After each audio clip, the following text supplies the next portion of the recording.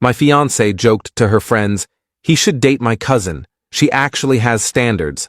I said, "Good to know." That night, I called her cousin and repeated every word a month later when I walked into the family gathering with her. My fiancé's face shut the whole room down. I'm Nolan, 32, and I'd been engaged to my fiancée Rebecca for 8 months when she decided to humiliate me in front of her friends. That decision ended up being the best thing that ever happened to me, though she definitely wouldn't see it that way. Rebecca and I had been together for 3 years total. We met through mutual friends at a barbecue, hit it off immediately, and fell into one of those relationships that just felt easy at first. She was smart, funny, had a good job in marketing. I thought we complemented each other well. Her family seemed to like me. My family loved her. Everything looked perfect on paper. But about 6 months into our engagement, things started shifting. Little comments here and there. She'd make jokes about my clothes, my car, the restaurants I'd choose, nothing too harsh, always delivered with a laugh, but they added up. Her friends would laugh along, and I'd smile like I was in on the joke, but it stung. The breaking point came on a Friday night 3 months ago. Rebecca was hosting a girls' night at our apartment. Her and 4 of her closest friends, wine, cheese, the whole setup. I was supposed to be out with my buddies, but our plans fell through last minute. I came home around 9 p.m., planning to just grab some food and hang out in the bedroom so I wouldn't interrupt their night. I walked in quietly, heard them laughing in the living room. I was heading toward the kitchen when I heard Rebecca's voice rise above the others. "Honestly, sometimes I think Nolan should just date my cousin Sienna instead. She actually has standards." The whole group burst out laughing. One of her friends said something like, "Oh my God, Rebecca, that's brutal." And Rebecca responded, "I'm serious though. Sienna would never let him wear those awful sneakers he loves. She'd have him shaped up in a week." More laughter. I stood there in the hallway, frozen, holding my keys. Another friend chimed in, "Wait, isn't Sienna the one who's like super put together? The lawyer?" "Yeah," Rebecca said. "She's gorgeous, successful, actually knows how to dress. She'd never settle for someone who thinks Olive Garden is a nice dinner." I'd taken Rebecca to Olive Garden once, 2 years ago, because she'd mentioned craving breadsticks. Apparently that was still being used as ammunition. I didn't storm in. Didn't make a scene. I quietly walked back out of the apartment, sat in my car for 20 minutes, and thought about what I'd just heard. Not just the words, but the tone, the casual cruelty, the way her friends had laughed like I was a punchline. Then I thought about Sienna. I'd met Rebecca's cousin Sienna multiple times at family events. She was 30, a corporate attorney, and yeah, she was stunning. More than that, though, she'd always been kind to me. We'd had actual conversations at family dinners while Rebecca was off talking to other relatives. Sienna would ask about my hobbies, my work, actually listen to the answers. I'd always noticed she seemed a little uncomfortable with Rebecca's snide remarks about people, including me. Now that I thought back, I'd always thought she was cool, but never considered anything beyond that, because, well, I was with Rebecca. I pulled out my phone and found Sienna's number. We'd exchanged contact info months ago when we were planning a surprise birthday party for Rebecca's mom. I sent a text. "Hey Sienna, it's Nolan. I know this is random, but do you have time for a call?" Something happened, and I could use an outside perspective. She called me 10 minutes later. "Nolan? Is everything okay?" She sounded genuinely concerned. "I don't know," I said honestly. "I just overheard Rebecca say something to her friends that's really sitting wrong with me. Do you have a few minutes?" "Of course. What happened?" I told her everything, word for word, as close as I could remember. There was silence on the other end for a long moment. "Nolan, I'm so sorry," Sienna finally said. "That's incredibly disrespectful. You didn't deserve that. The weird part is, she specifically said you'd be better for me because you have standards, like I'm some project that needs fixing." Sienna laughed, but it wasn't mean. "That's ridiculous. First of all, you're fine exactly as you are. Second, Rebecca's been making comments like that about you for months at family stuff I've noticed. It's always bothered me. I even pulled her aside once after a dinner and told her to ease up, but she brushed it off. Really? Yeah, she does this thing where she'll joke about you not being ambitious enough or not having refined taste, and everyone kind of laughs uncomfortably. I've wanted to say something, but it's not really my place. We talked for another hour. About Rebecca, about relationships, about what respect actually looks like. Sienna was easy to talk to, easier than Rebecca had been in months. By the end of the call, something had shifted in my head. Can I ask you something? I said, sure. If I break up with Rebecca, and I think I'm going to, would you want to grab coffee sometime? Just as friends, no pressure. You're easy to talk to. She was quiet for a second. Yeah, I'd like that. And Nolan? I think you should break up with her. You deserve someone who builds you up, not tears you down. I went back to the apartment around 11 p.m. The girls' night was wrapping up. I waited until everyone left, then found Rebecca in the kitchen loading the dishwasher. We need to talk, I said. She turned around, smiling. Hey, babe, I didn't know you were home. How was guys' night? It got canceled. I came home around 9. I heard what you said to your friends. Her face went pale. Nolan. About how I should date your cousin instead of you because she has standards. About Olive Garden. About my sneakers. I heard all of it. I was joking. No, you weren't. And even if you were, that's not how you talk about someone you love. I'm done, Rebecca. I'm moving out this weekend. She tried to backtrack, tried to say she was just venting, that she didn't mean it, that I was overreacting. I didn't argue. I just told her I'd find somewhere else to sleep that night, and we'd figure out logistics. In the morning I stayed at my buddy Marcus's place. The next day, I came back when Rebecca was at work, packed up my essential stuff, and left my key on the counter. Update 1. The breakup was messy but quick. Rebecca oscillated between apologizing and blaming me for being too sensitive. Her family reached out, most of them supportive of me. Actually, Rebecca's mom called to say she was sorry things didn't work out and that I'd always be welcome at family events. Sienna texted me a few days after. I heard about you and Rebecca. Are you doing okay? We met for coffee that weekend, then dinner the next week, then a movie the week after that. We weren't officially dating. Both of us agreed we needed to take things slow given the circumstances, but we were spending a lot of time together. The first time we hung out, I hesitated on my way to the coffee shop. Was this too soon? Was I just lashing out, using Sienna to get back at Rebecca?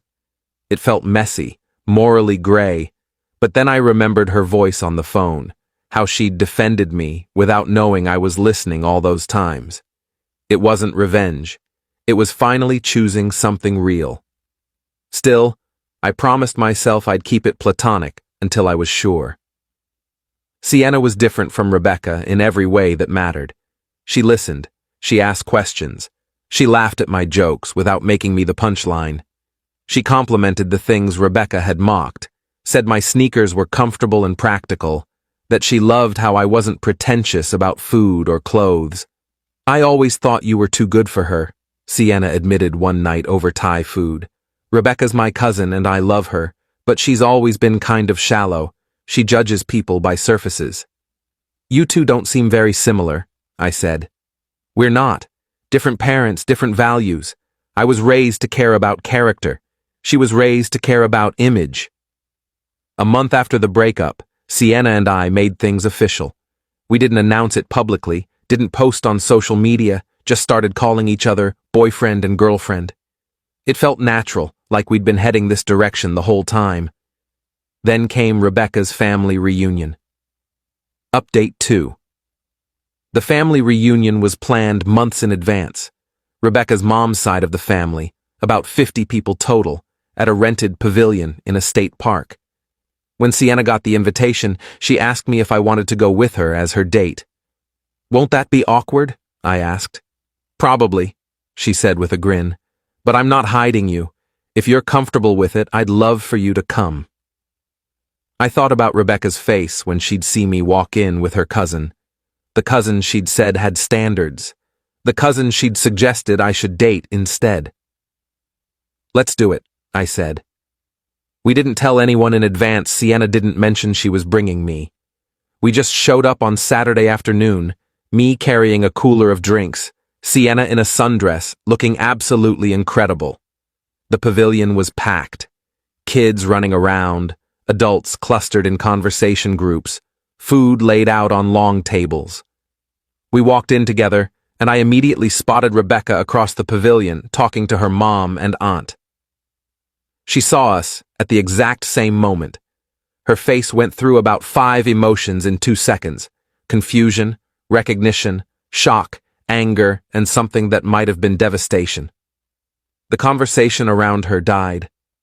Her mom followed her gaze and her eyes went wide.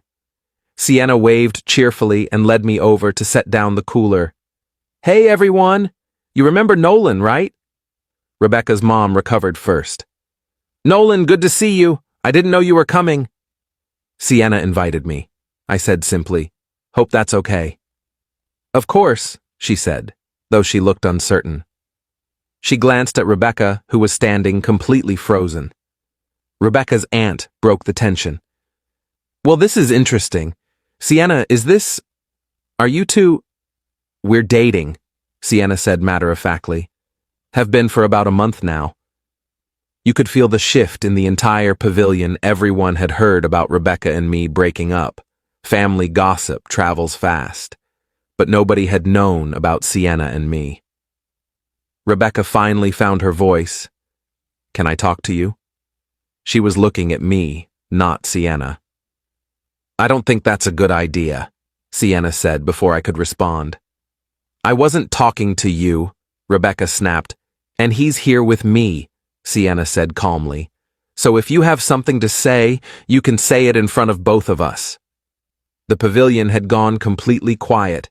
Everyone was watching. Suddenly, Uncle Ted, Rebecca's loud peacemaker uncle, jumped in from a nearby table.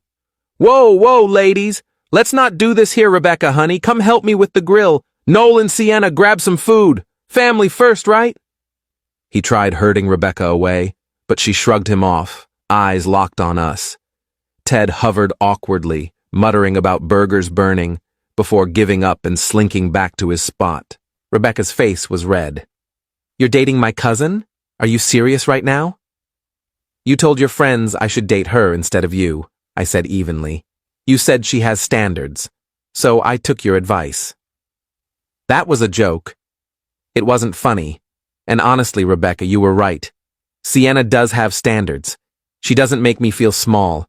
She doesn't mock me in front of her friends. She actually likes me for who I am. Rebecca looked at Sienna. "How could you do this?" Sienna shrugged.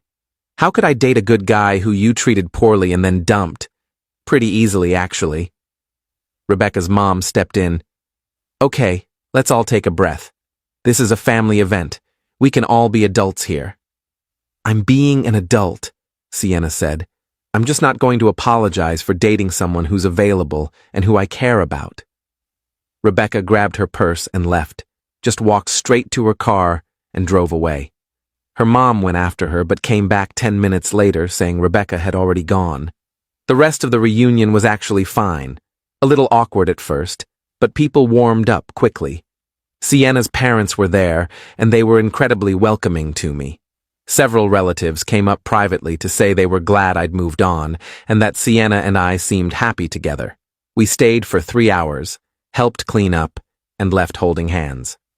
Update 3. The fallout from the reunion was predictable. Rebecca apparently had a meltdown to her immediate family about how betrayed she felt, how Sienna had violated girl code, how I was vindictive and cruel for bringing up what she'd said at girls' night. She'd tried calling and texting me a few times in the week after, stuff like, "We need to talk and this isn't over." But I kept responses short or ignored them. Sienna's mom called her the next day. I was there when she took the call. "Mom, I'm not apologizing. No, he didn't pursue me for revenge. We genuinely connected. She broke up with him. Or he broke up with her. Same difference. They're not together. Mom, She literally told her friends he should date me instead. How is that my fault? After she hung up, Sienna looked frustrated. My mom thinks we should have waited longer out of respect for Rebecca's feelings. Do you think that? I asked. No. Rebecca didn't respect your feelings when you were together. Why should we put our lives on hold for her? The family drama escalated over the next few weeks. Rebecca's friends started leaving passive-aggressive comments on Sienna's old Instagram posts. Nothing direct, just things like loyalty matters and family should come first. Sienna ignored all of it. What we didn't expect was Rebecca's attempt at reconciliation. About 2 weeks after the reunion, she showed up at Sienna's apartment unannounced. I happened to be there making dinner when the doorbell rang. Sienna opened the door. Rebecca, what are you doing here? I need to talk to you, Rebecca said. Her eyes were red like she'd been crying. Then she saw me in the background. Of course he's here. He lives here now, Sienna said calmly. We moved in together last week. That clearly wasn't information Rebecca had. Her face crumpled. You moved in together? It's been like 6 weeks. Actually, it's been almost 3 months since you and Nolan broke up. And what we do isn't really your business. He was my fiancé, Sienna. My fiancé. And you just swooped in like what? Sienna's voice got sharper. Like someone who actually appreciates him? Rebecca, you spent months making him feel worthless. You mocked him to your friends. You literally said he should date me instead because I have standards. Well, I do have standards, and one of them is treating people with basic respect. Rebecca's voice broke. I made a mistake. I was frustrated and I said something stupid, and now I've lost everything. He was supposed to be my husband. I walked over and stood next to Sienna. Rebecca, you didn't lose me because of one comment. You lost me because of a pattern. The comment at girls' night was just the moment I finally heard it clearly. I can change, she said desperately. I've been going to therapy. I realize I was taking my stress out on you and it wasn't fair. I want to fix this. There's nothing to fix, I said gently. I've moved on. I'm happy. I hope you find that too. But it's not going to be with me. Rebecca looked at Sienna. You're really going to do this? You're really going to marry him knowing he was supposed to marry me? Nobody said anything about marriage, Sienna replied. But yeah, I'm really going to date him. I'm really going to build a life with him. And I'm not going to feel guilty about it because you didn't value what you had. Rebecca wiped her eyes. I hope you're happy together, she said bitterly, and left.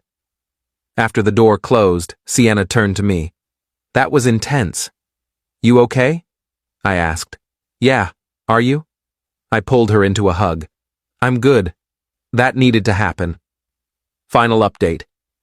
It's been 6 months since the family reunion, and life has settled into something really good. Mostly Sienna and I are still together and stronger than ever. We've talked about marriage, not immediately, but it's in our future. We're taking our time, building something solid. Rebecca moved to another city about 3 months ago. Got a job transfer, fresh start, all of that. From what I hear through the family grapevine, she's doing better, still single, but working on herself.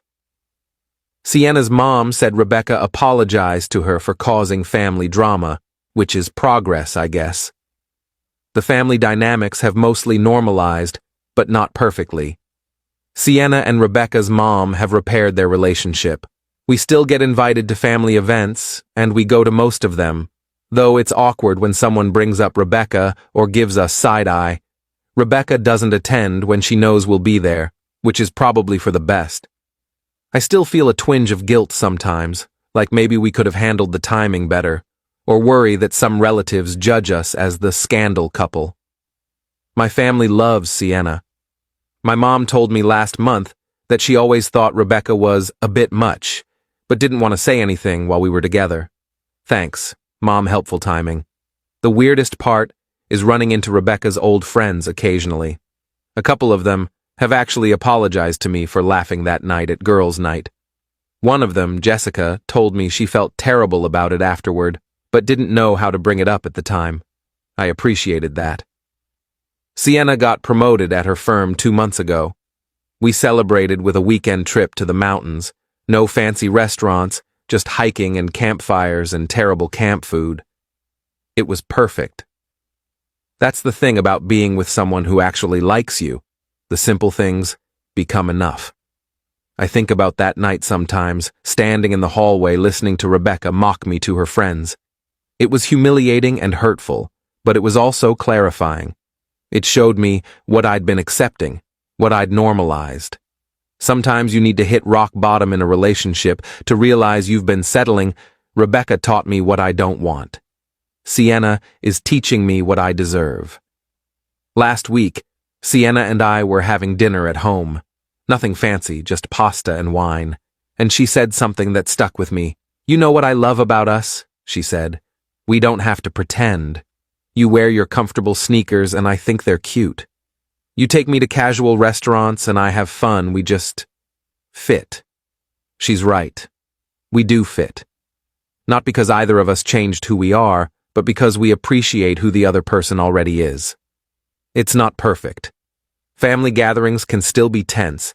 And yeah, I catch myself overthinking if this all happened too fast sometimes.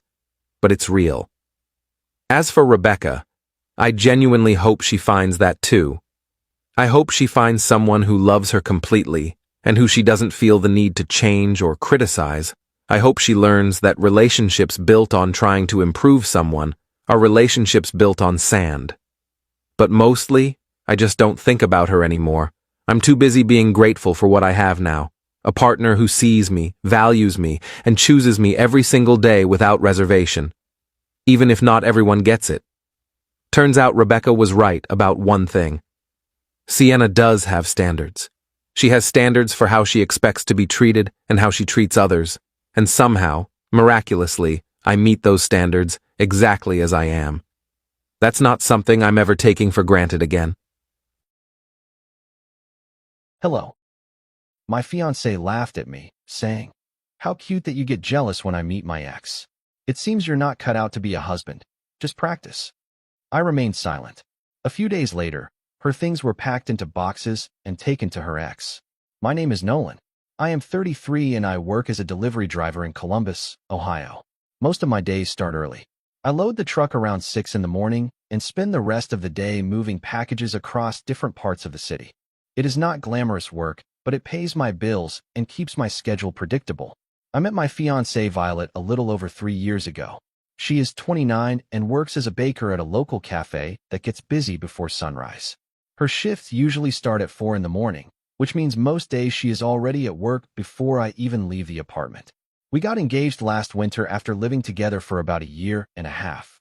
The apartment is technically mine since I signed the lease before we met, but we split rent and utilities evenly. We had been slowly planning a small wedding for next fall. On the surface, our life was pretty ordinary. My job kept me out most of the day. Violet worked brutal early hours, but loved what she did. Evenings were usually quiet. Dinner at home, sometimes a movie, sometimes meeting friends on weekends. But there was one constant detail that never quite disappeared. Her ex. His name is Gabriel. According to Violet, they dated for a couple of years before breaking up not long before she met me. She always described it as an amicable breakup. Just two people realizing they were better off as friends. At first I did not question it. People have history. That part seemed normal. What started to feel strange was how casually Gabriel stayed involved in her life. His name came up in conversations more often than you would expect. Sometimes it was random comparisons. A place Gabriel liked to eat. A story about something they used to do together. A comment about how Gabriel always understood her stressful bakery schedule. The first time I pointed out that she mentioned him a lot, Violet reacted like I had just said something ridiculous. She laughed and said confident men were not bothered by old relationships. So I let it go. Still, over the past few months something about the situation kept bothering me. Not in a dramatic way. Just enough that I started paying closer attention. Violet still met Gabriel for coffee every few weeks. She insisted it was harmless. Just two people who stayed friends after a breakup. Then about 2 weeks ago she said something during dinner that changed how I looked at everything. She did not yell. She barely even looked up from her phone when she said it. She told me it was adorable how jealous I got whenever she saw Gabriel. Then she added that reactions like mine made it pretty clear I was not husband material yet. More like practice. I did not argue with her. But that was the exact moment I stopped thinking about the wedding. I did not react to what Violet said that night. There was no argument and no raised voices. I finished dinner, rinsed my plate, and went to bed at my normal time because I still had a truck to load at 6 in the morning. But the comment stayed with me during my route the next day. Delivery driving gives you a lot of time to think.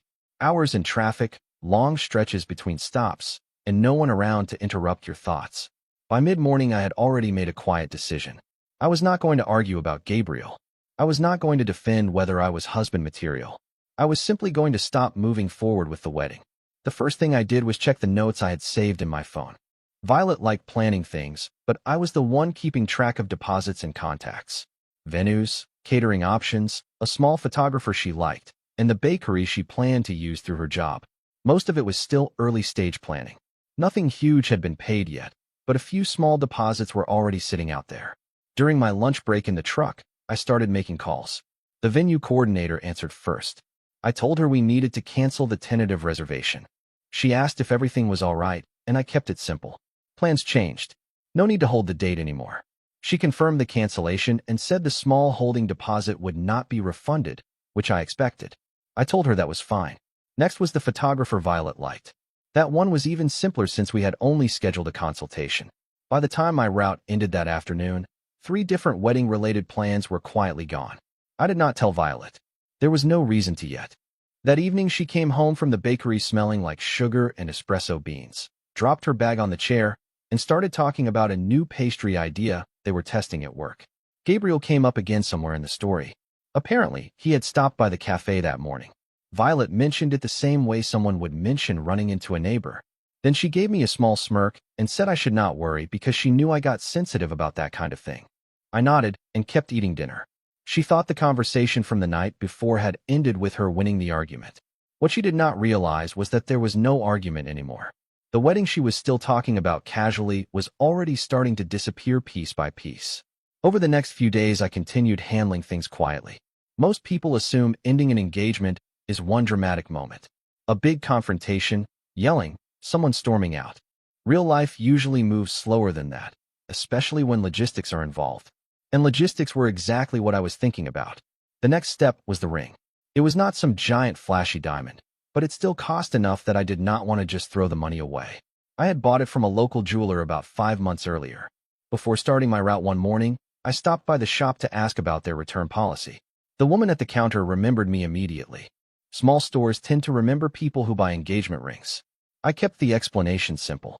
Plans had changed, and I wanted to know my options. The return window had technically passed, but since the ring was still in perfect condition and purchased recently, they offered store credit or a partial refund. I took the refund. That conversation lasted maybe 10 minutes. When I walked back out to the truck, the engagement ring that Violet still wore every day was already financially undone. That evening she came home in an unusually good mood. Apparently Gabriel had come into the cafe again that morning. Violet said it casually while pulling a tray of leftover pastries from her bag and placing them on the counter. She laughed while telling the story, like it was something mildly entertaining.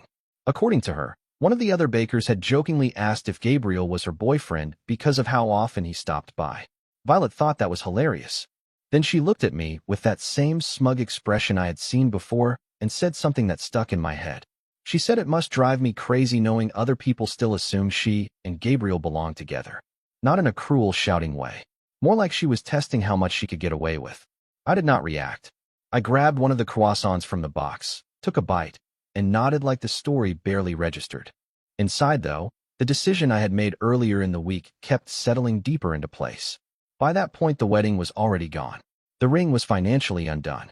And Violet was still acting like the only problem in our relationship was my supposed jealousy. She had no idea I was already working on the final step. By the end of that week, I had already made up my mind about how the situation was going to end. I just needed to handle it cleanly. The main thing was the apartment. Like I said earlier, the lease was in my name. Violet moved in about a year and a half ago after her previous place raised the rent. We split expenses evenly, but legally the place was still mine. That mattered because it meant I did not have to negotiate living arrangements once the engagement was over. The opportunity came the following Tuesday. Violet had one of her long bakery shifts that day, She usually left the apartment around 3:30 in the morning and did not get back until mid-afternoon. That gave me most of the day.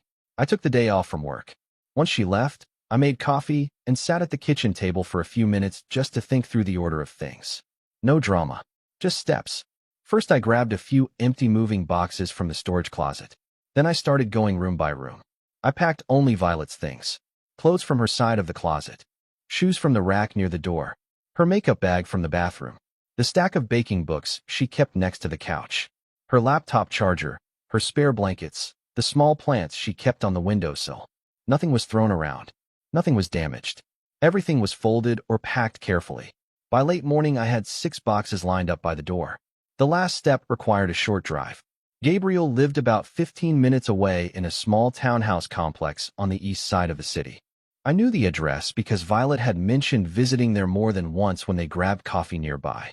So I loaded the boxes into the back of my truck and drove over. When Gabriel answered the door, he looked confused for about 2 seconds. Then he saw the boxes. I kept the conversation simple and calm.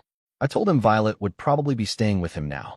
Her things were in the truck and I was dropping them off, so she would not have to worry about moving later.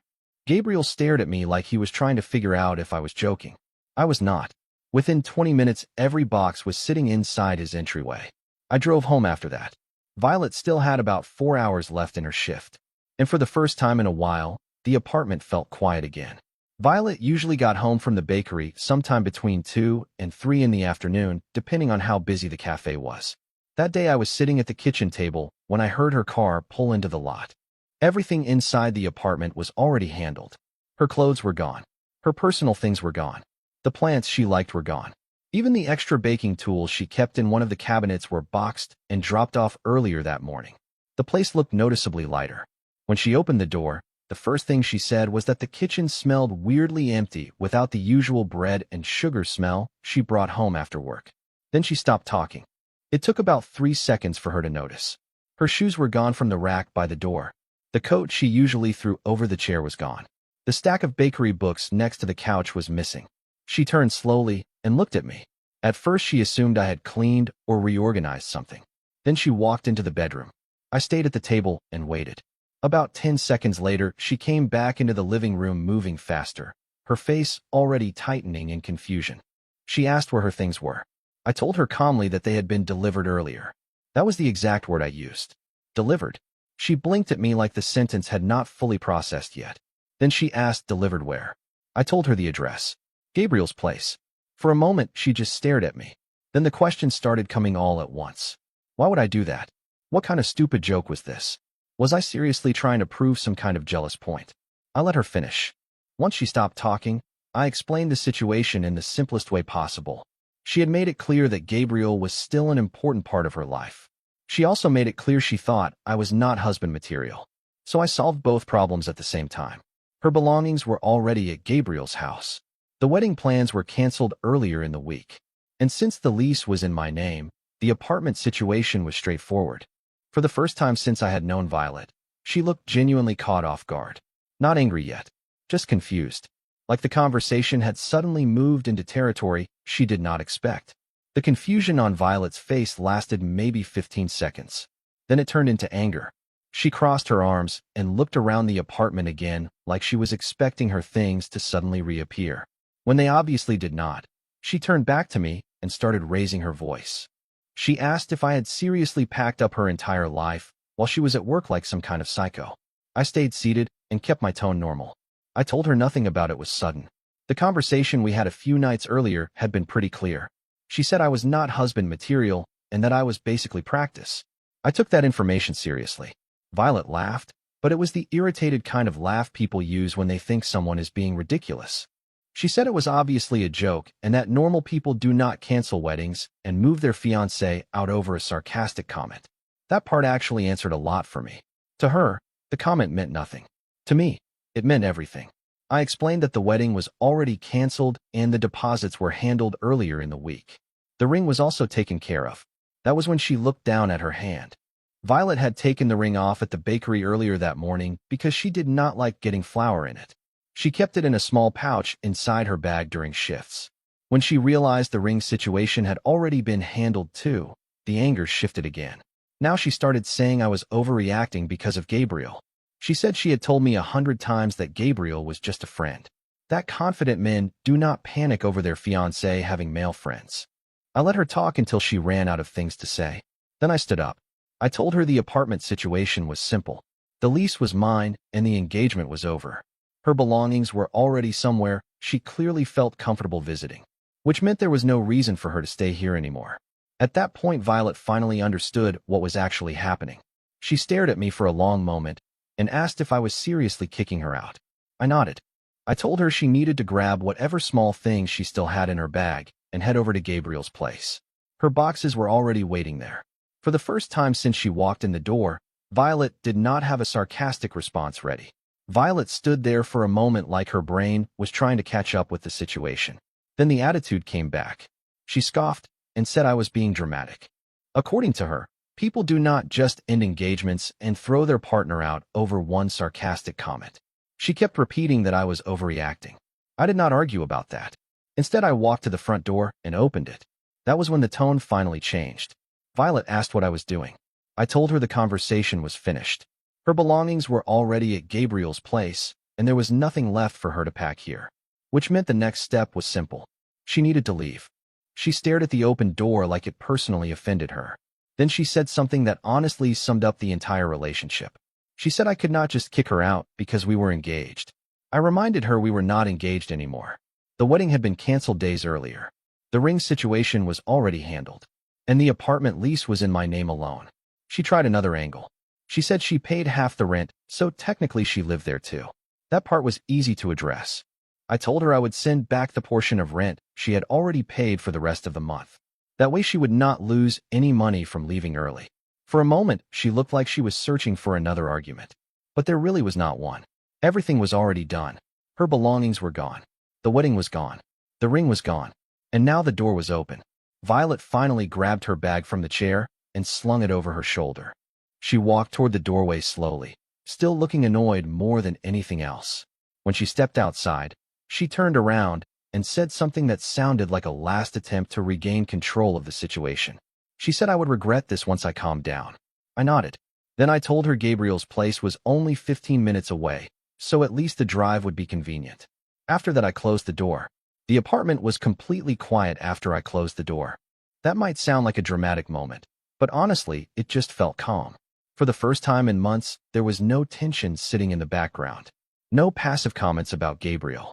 No little digs about jealousy or confidence. Just silence. I made another cup of coffee and sat back down at the kitchen table. About 20 minutes later, my phone started vibrating. Violet. I let it ring. Then it rang again. Then a third time. After the fourth call, she switched to texting. The first message asked if I was seriously doing this. The second one said I needed to stop acting crazy and open the door so we could talk like adults.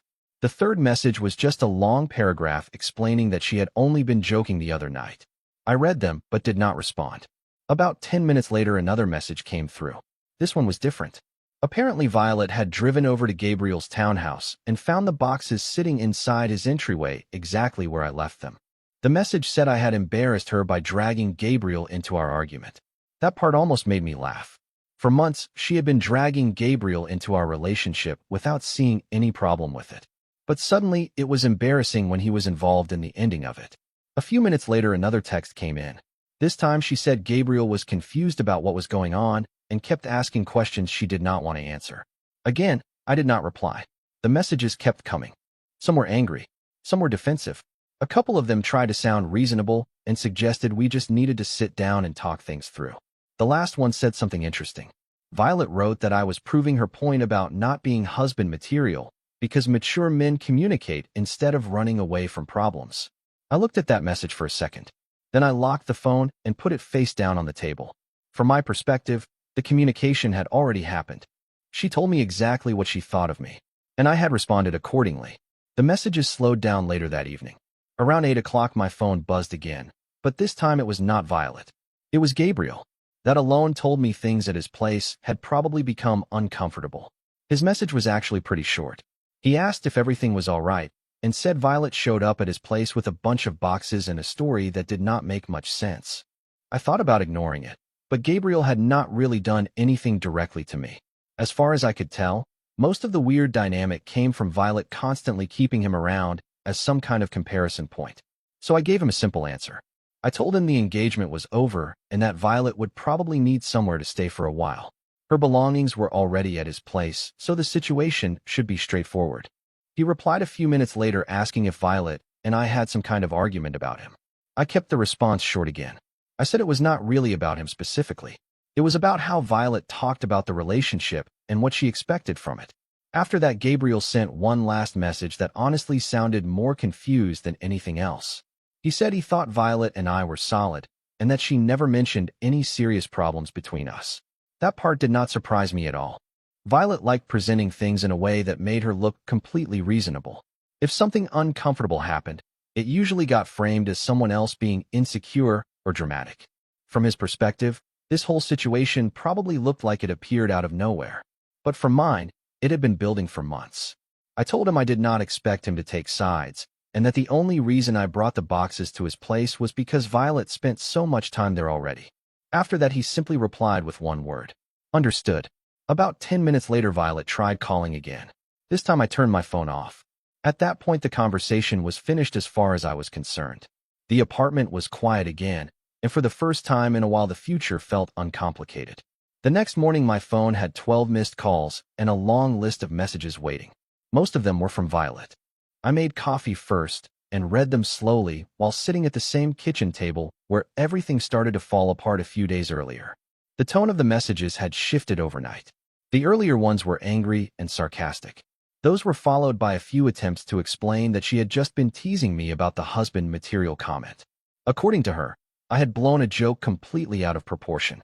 Then the last few messages changed again. Now she wanted to meet and talk things through calmly. She said adults fix problems instead of throwing away relationships over pride. I read all of it without responding. Around 9 in the morning, another message came through. This one was short. Violet said Gabriel told her he was not comfortable being in the middle of whatever was going on between us. Apparently, he made it clear she could stay a couple of nights if needed, but he did not want to be dragged into the situation beyond that. That detail honestly made sense. From his perspective, he woke up to find his ex-fiancée's belongings stacked in his entryway, and a confused conversation about a broken engagement he never saw coming. I finished my coffee and finally sent one reply. I told Violet there was nothing left to talk about. The wedding had already been canceled. The engagement was over. Her belongings were already somewhere safe. I also told her I would transfer back the portion of rent she had paid for the remaining weeks of the month, so everything stayed fair. A few minutes later, she responded. She asked if I was really ending a 3-year relationship over one sarcastic sentence. I thought about that question for a moment. Then I answered honestly. It was not about one sentence. It was about the meaning behind it.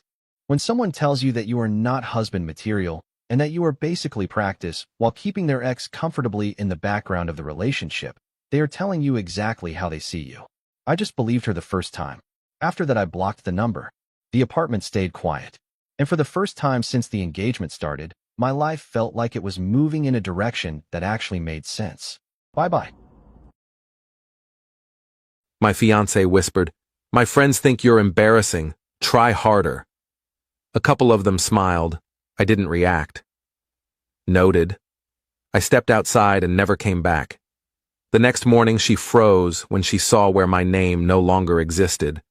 I'm 32, been engaged for 6 months, and I just learned that some people want you to perform like a trained SEAL while they critique your tricks. I'm a librarian, community library. Not glamorous, I know that. I catalog books, help kids with homework, run reading programs. I make okay money, not rich, but comfortable. I like my job. It's quiet, meaningful, stable. My fiancé works in marketing, fast-paced agency, big clients, lots of money. Her friends are all similar.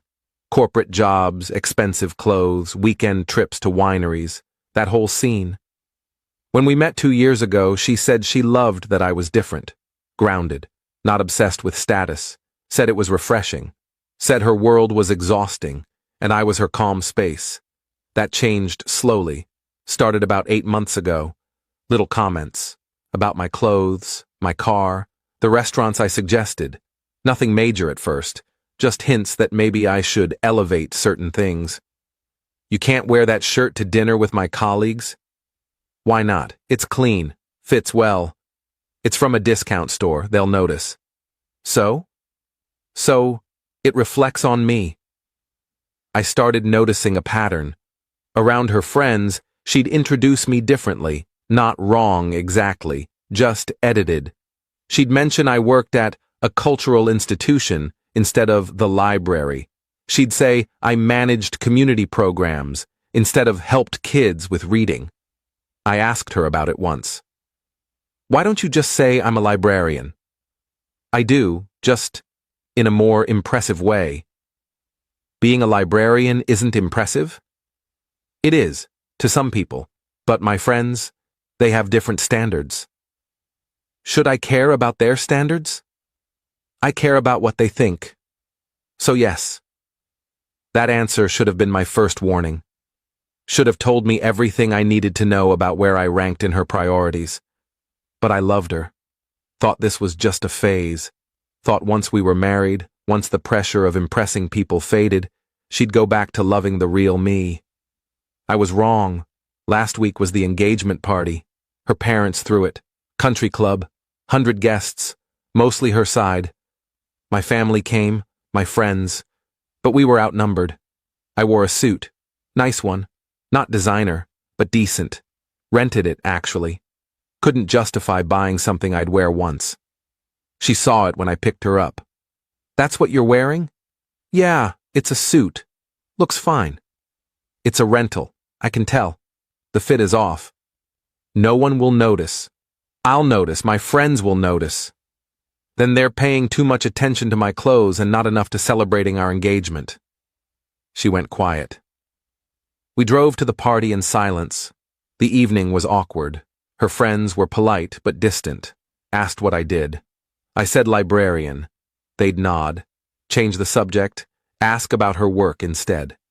I stood there holding drinks. Smiling. Feeling like furniture.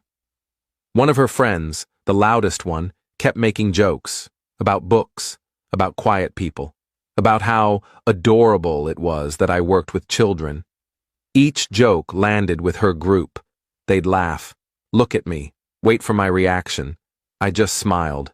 Didn't engage. What was I supposed to say? Actually, literacy programs are vital to underserved communities.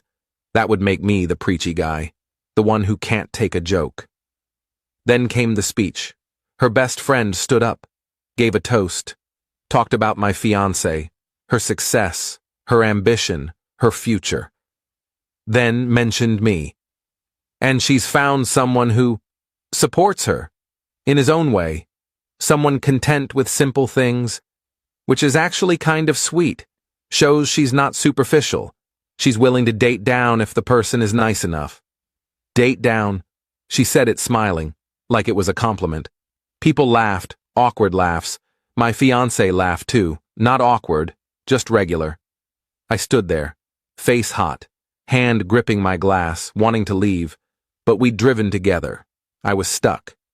After the toast, I went to get air. Stood on the balcony. My fiancé came out 5 minutes later. You okay? What do you think?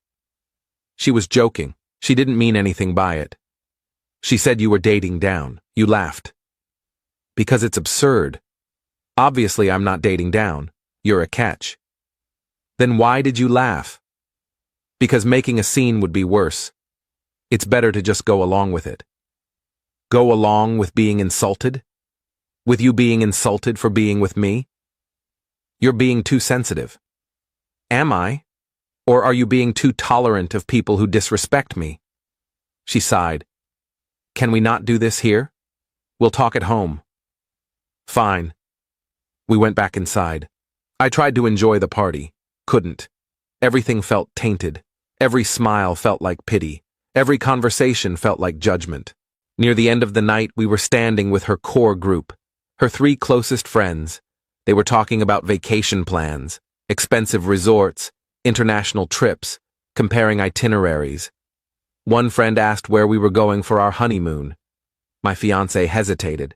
We'd talked about it. I'd suggested a cabin in the mountains, hiking, reading, quiet time. She'd seemed okay with it. Now I realized she wasn't. "We're still deciding," she said. Her friend pushed. "Come on, you must have ideas. Where does he want to go?" My fiancée glanced at me, then leaned toward her friends, spoke quietly. But I was right there, right next to her. I heard every word. "My friends think you're embarrassing. Try harder." A couple of them smiled, nodded, like she'd said something brave, something they'd been thinking. I stood there, drink in hand, smile frozen on my face, feeling smaller than I'd ever felt. She'd said it, out loud, to her friends. While I was standing there, I didn't react, didn't raise my voice, didn't defend myself, just looked at her, at them, at this entire situation. Noted. Then I set down my drink, walked inside, got my coat, and stepped outside. My brother was still there, talking to cousins. I found him.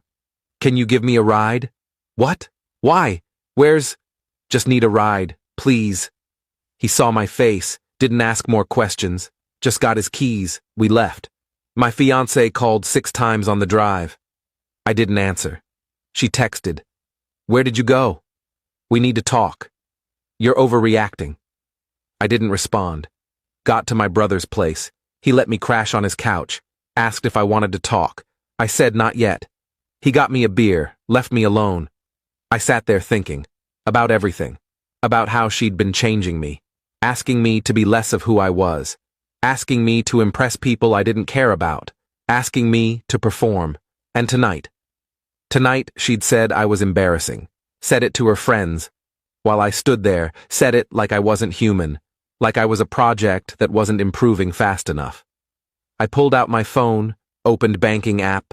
We had a joint account. We'd opened it when we got engaged, for wedding expenses, deposits, vendor payments.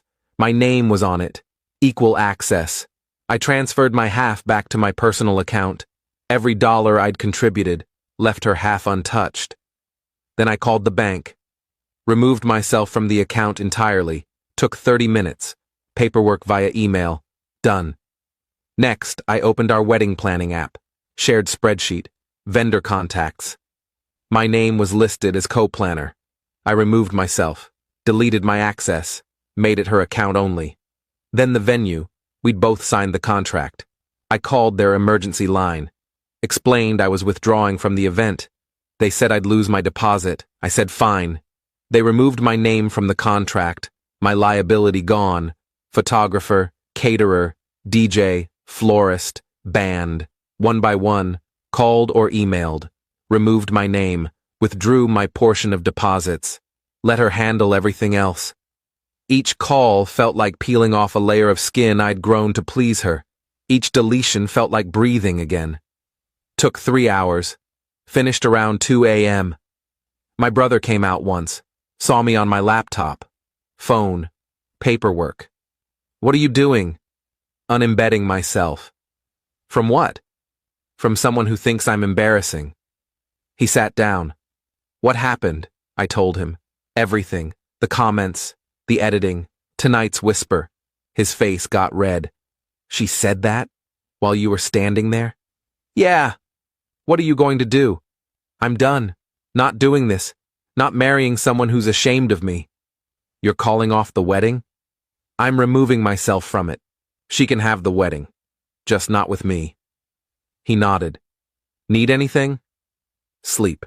Couch is fine." "Take the guest room. Stay as long as you need." I crashed around 3 a.m. phone still blowing up. Didn't check it. Update one morning came. I woke up to 47 messages, missed calls, voicemails, all from her. Progression from angry to confused to panicked. Last message. "What did you do?" The venue called. Said you're not on the contract anymore. What's happening? I didn't respond. Made coffee. My brother was already up. "She knows," he said. "Good. What's your plan?" "Stay here, if that's okay. Few days. Figure things out." "Stay as long as you want. What about your apartment?" "Lease is in my name. She moved in 6 months ago. Didn't add her to it. She can get her stuff, but she doesn't live there anymore. You're really done.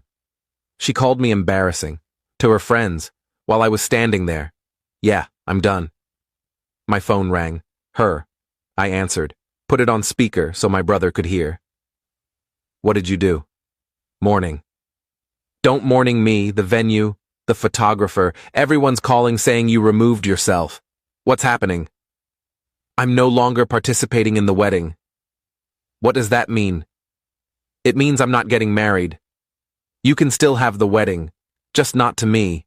You can't be serious. Over last night, I apologized. You didn't apologize. You texted that I was overreacting. That's not an apology. Fine, I'm sorry. I shouldn't have said that. Happy? Can we fix this? No. Why not? Because you didn't just say something stupid. You revealed what you actually think, that I'm embarrassing, that I'm not good enough for your friends, that I need to try harder to meet their standards.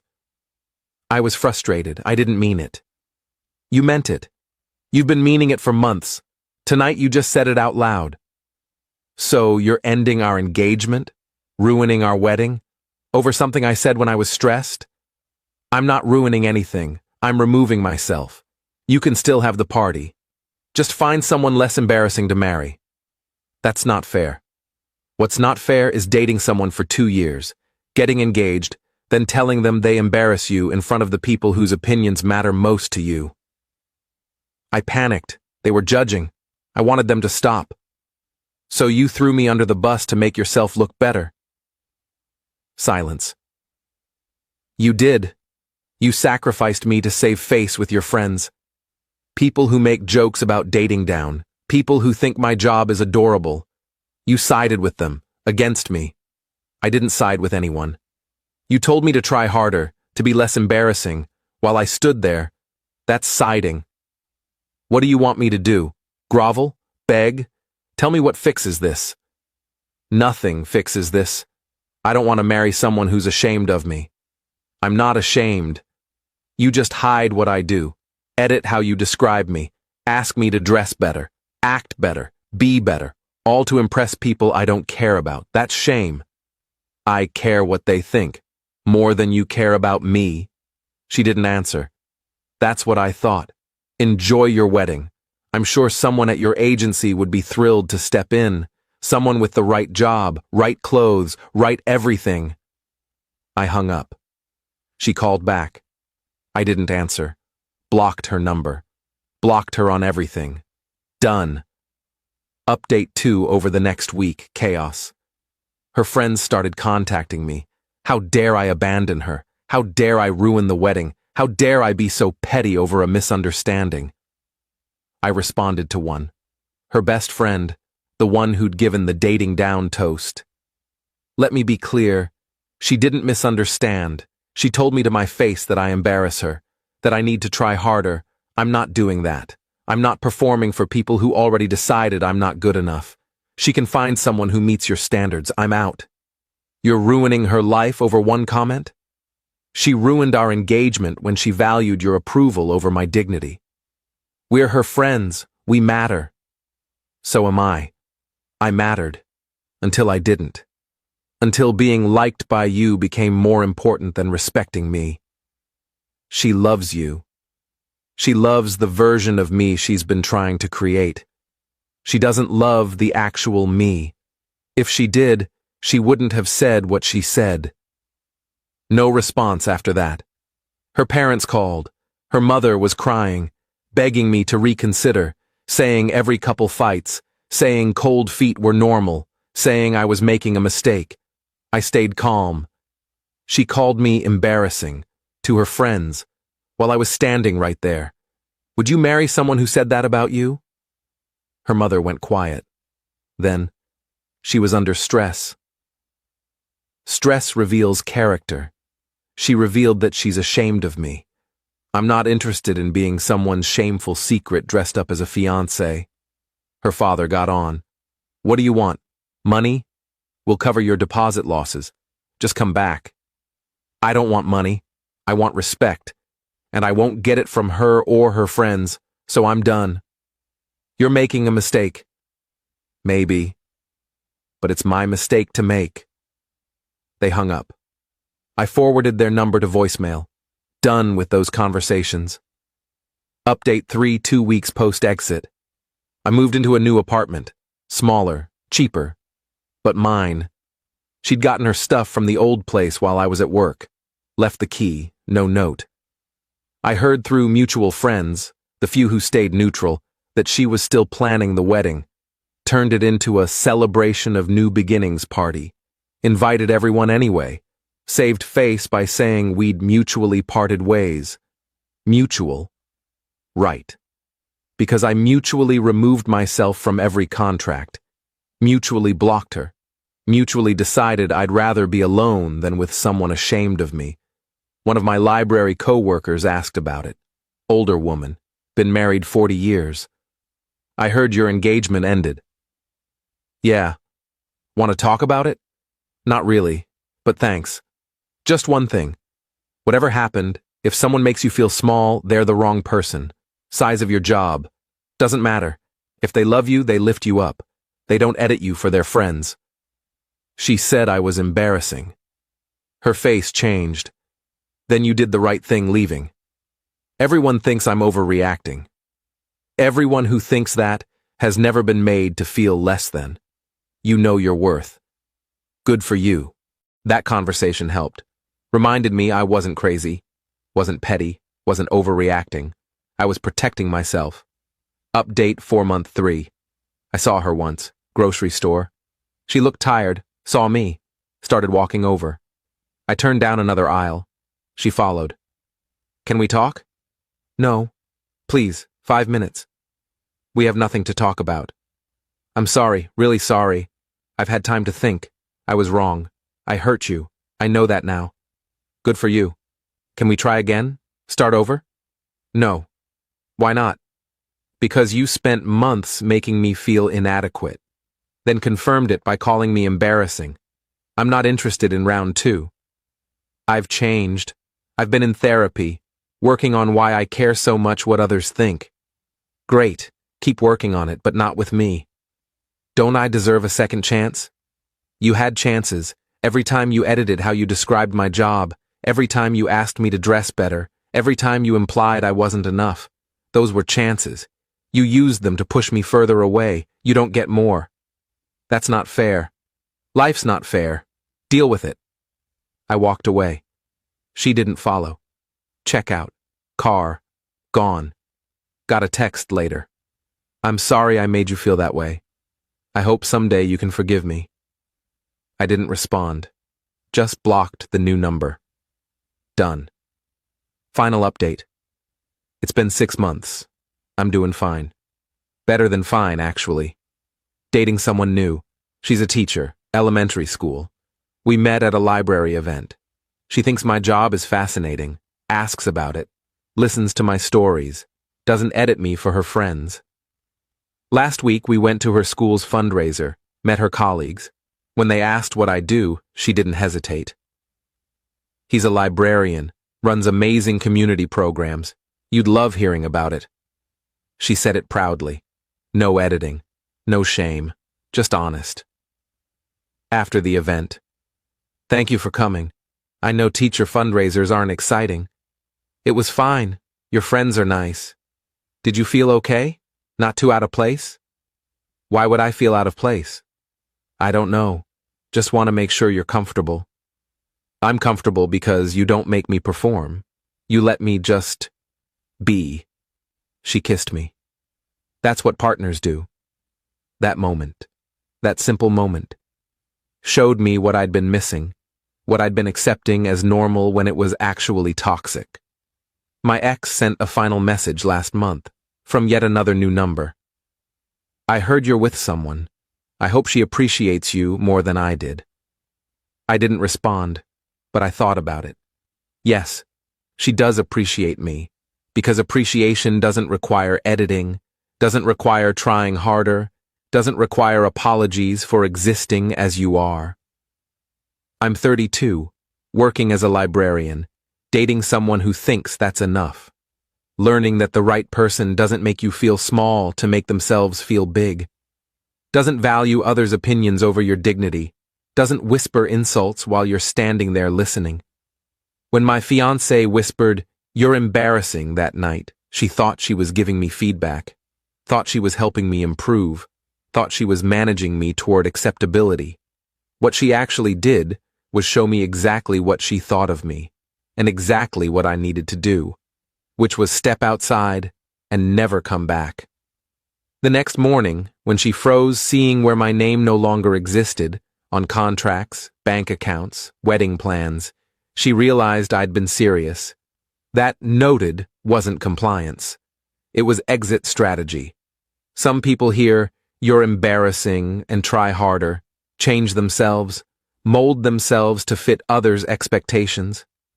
I heard it and realized the only embarrassing thing was staying with someone who'd say it.